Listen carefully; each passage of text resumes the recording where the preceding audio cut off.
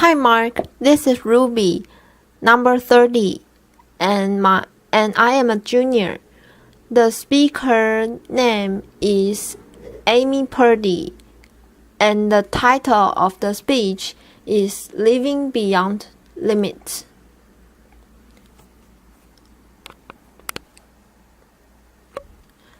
If your life were a book If your life were a book and you were the author, how would you want your story to go? That's the question that changed my life forever. Growing up in the hot Las Vegas desert, all I wanted was to be free. I would daydream about traveling the world, living in a place where it snowed, and I would picture all of the stories that I would go on to tell. At the age of 19, the day after I graduated high school, I moved to a place where it snowed, and I became a massage therapist. With this job, all I needed were my hands and my massage table and my side, and I could go anywhere. For the first time in my life, I felt free, independent, and completely in control of my life.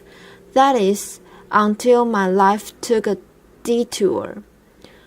I went home from work early one day with what I thought was the flu.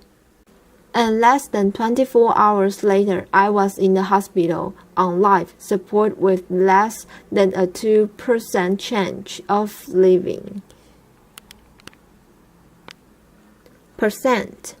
Chance of living. It wasn't until days later, as I lay in a coma, and the doctors diagnosed me with bacterial meningitis. Bacterial meningitis, a vaccine-preventable blood infection. Over the course of 2.5 months, I lost my spleen, my kidneys, and hearing in my left ear, and both of my legs below the knee. When my parents wheeled me out of the hospital, I feel like I had been pieced back together like a patchwork doll. I thought the worst was over until weeks later when I saw my new legs for the first time. The cups were bulky blocks of metal with pipes bolted together for the ankles and a yellow rubber foot with a raised rubber line from the toe to the ankle to look like a vein. I didn't know what to expect, but I wasn't expecting that. With my mom by my side and tears streaming down our faces, I strapped on these chunky legs and I stood up. They were so painful and so confining that all I could think was, how am I ever going to travel the world in these things? How was I ever going to live the life full of adventure and stories as I always wanted? And how was I going to snowboard again? That day, I went home, I crawled into bed, and this is what my life looked like for the next few months. Me passed out, escaping from reality, with my legs resting by my side. I was absolutely physically and emotionally broken. But I knew that in order to move forward, I had to let go of the old Amy and learn to embrace the new Amy. And that is when it dawned on me that I didn't have to be 5'5" anymore. I could be as tall as I wanted, laughter, applause, or as short as I wanted, depending on who I was dating, laughter. And if I snowboarded again, my feet aren't going to get cold, laughter. And best of all, I thought I can make my feet the size of all the shoes that are on the sales rack. laughter. And I did. So there were benefits there. It was this moment that I asked myself that life-defining question. If my life were a book and I were the author, how would I want the story to go? And I began to daydream. I daydreamed like I did as a little girl, and I imagined myself walking gracefully, helping other people through my journey and snowboarding again. And I didn't just see myself carving down a mountain of powder. I could actually feel it. I could feel the wind against my face and the beat of my racing heart as if it were happening in that very moment. And that is when a new chapter in my life began. 4 months later, I was back up on a snowboard. Although things didn't go quite as expected, my knees and my ankles wouldn't bend, and at one point I traumatized all the skiers. I traumatized all the skiers on the chairlift when I fell and my legs still attached to my snowboard. Laughter. When flying down the mountain, and I was on top of the mountain still, I was so shocked. I was just as shocked as everybody else, and I was so discouraged. But I knew that if I could find the right pair of feet, that I would be able to do this again.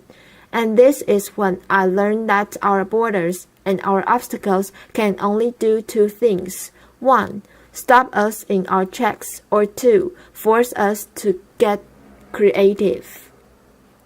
I did a year of research, still couldn't figure out what kind of legs to use, couldn't find any resources that could help me. So I decided to make a pair myself. My leg maker and I put random parts together, and we make a pair of feet that I could snowboard in. As you can see, rusted bolts, rubber, wood, and neon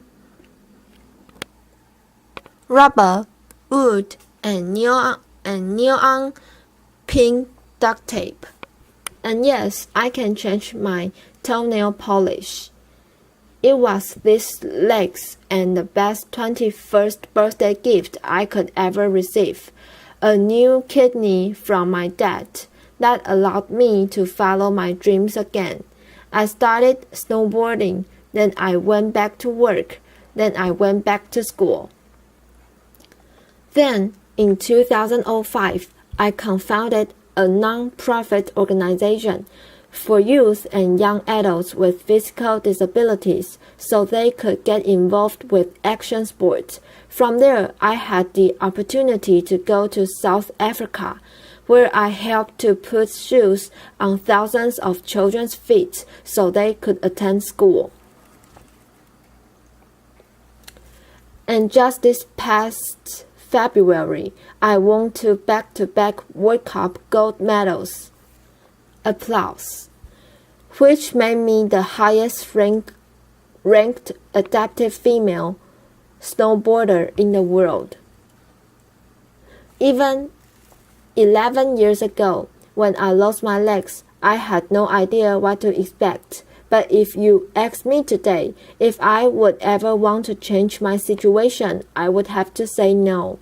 Because my legs haven't disabled me. If anything, they've enabled me. They've forced me to rely on my imagination and to believe in the possibilities. And that's why I believe that our imaginations can be used as tools for breaking through borders. Because in our minds, we can do anything and we can be anything. It's believing in those dreams and facing our fears head on that allows us to live our lives beyond our limits. And although today is about innovation without borders, I have to say that in my life, innovation has only been possible because of my borders. I've learned that borders are where the actual ends, but also where the imagination and the story begins. So, the thought that I would like to challenge you with today is that maybe instead of looking at our challenges and our limitations as something negative or bad, we can begin to look at them as blessings, magnificent gifts that can be used to ignite our imaginations and help us go further than we ever knew we could go.